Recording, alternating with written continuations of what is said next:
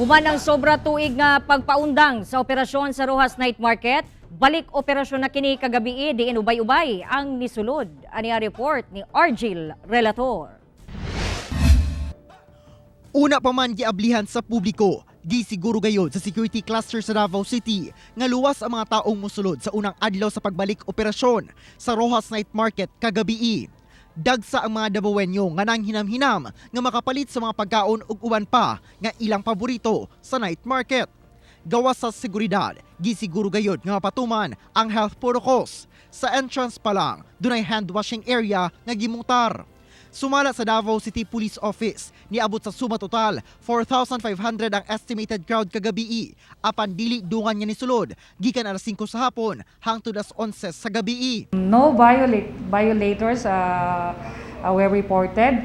Tungod kini kay sa ato ang strict nga pag-implement, no? O ang mga katawhan nga nidagsa didto very observant og cooperative sab sila sa ato ang mga lipatuman nga mga security measures. Niabot sa 286 stalls ang naninda sa night market nga gilangkuban sa food vendors, ready-to-wear, accessories ug massage therapists.